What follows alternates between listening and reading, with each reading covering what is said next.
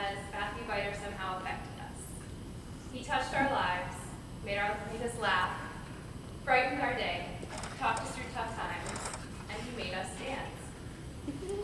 Matt drove me absolutely crazy. True. From day one, when he challenged me, he tested my limits. You see the railing around the pit? That was his tightrope that he liked to walk on. He would lean out of the booth before there was a screen, which I think is probably why there is a screen now. And apparently he also enjoyed giving tours of the catwalk and the roof.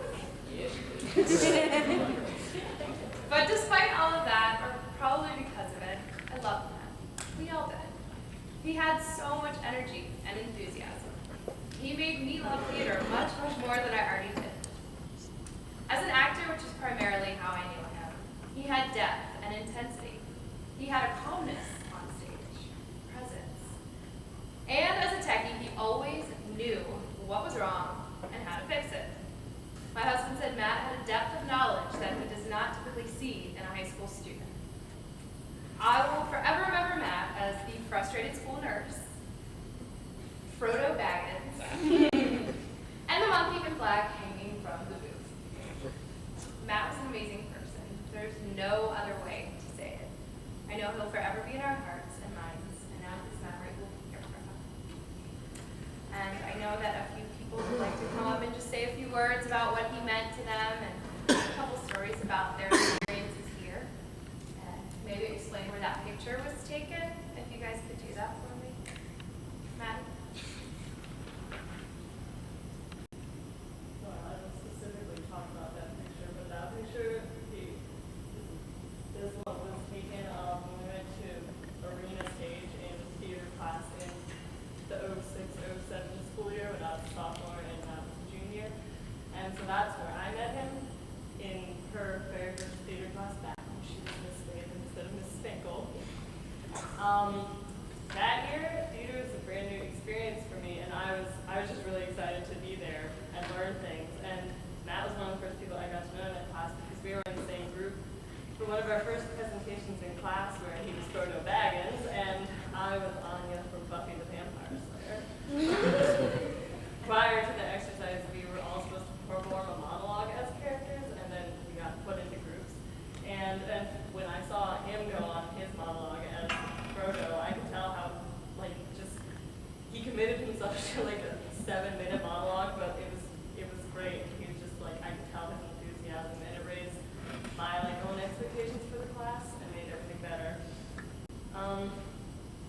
And I remember having lots of good times that first year doing shows down staircase, and how you talk about the railing, but also how you lean back in the chairs or whatever and threaten to sort of tip over into the orchestra pit, which freaks you out as you sort of mentioned earlier. And then we I don't know, just lots of dancing the cha-cha slide and singing Mulan and stuff like that. And we never really acted in a show together after that year, but even when he was on crew and everything, he'd still say hi to me, and we'd still have parties at IHOP, and so it was nice. And I'm just glad to have known him, even if it was very briefly, and I just hope that he has written out a couple carrying on his legacy here, especially this generation. Thanks.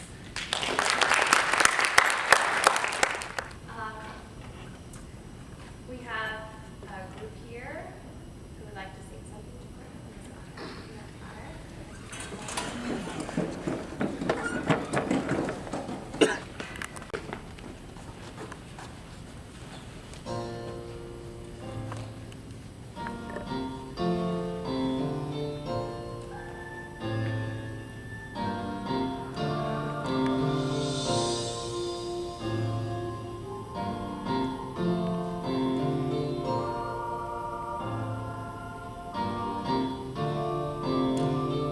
$525,600 minutes, 525,000 moments so dear, 525,600 minutes. How do you measure a year?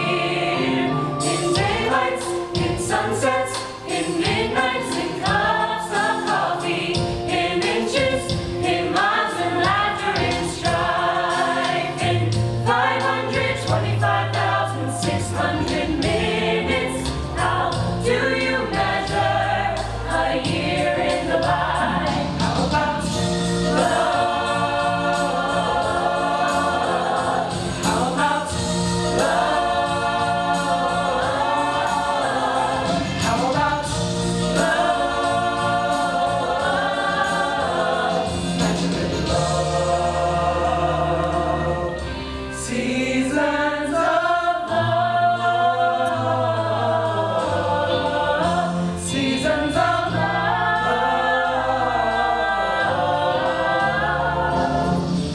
525,600 minutes. 525,000 journeys to play. 525,600 minutes. How do we measure the life of what we don't live? It's true that she loves the times that she cried. It bridges even the way that she died. It's time now to sing out, though the story never ends. Let's celebrate, remember, live in the life of friends. About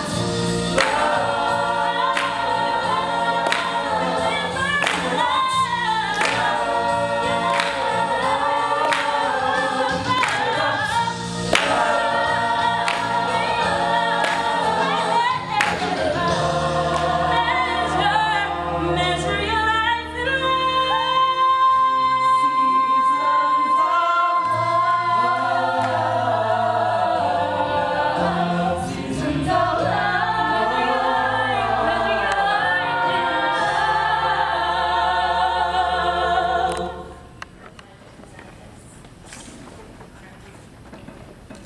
It says, in memoriam of Matthew Beiter, in loving appreciation of his outstanding support and dedication to the theater department, Gaithersburg High School students and staff, June 2000.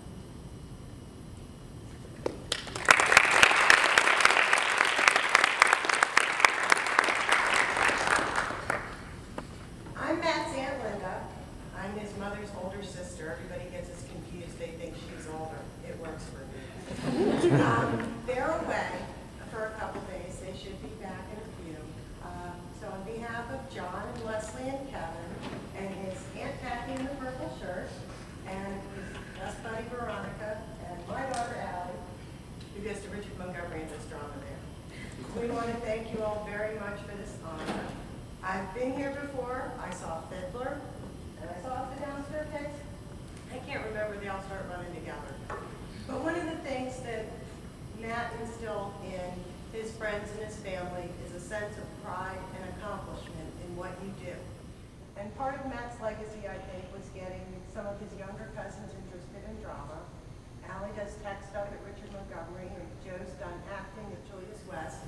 And we fully expect to have him hanging out the booth at Richard Montgomery next year. So thank you again. We appreciate it. And you know that we all love him. Thanks.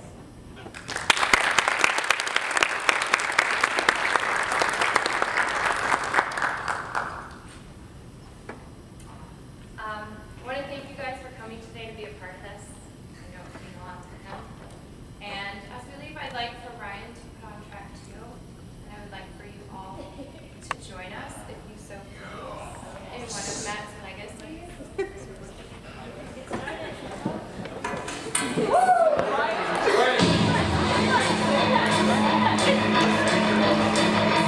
It's a tsunami, time is fleeting, madness takes its toll, but listen closely. Not for very much longer. I've got to keep control.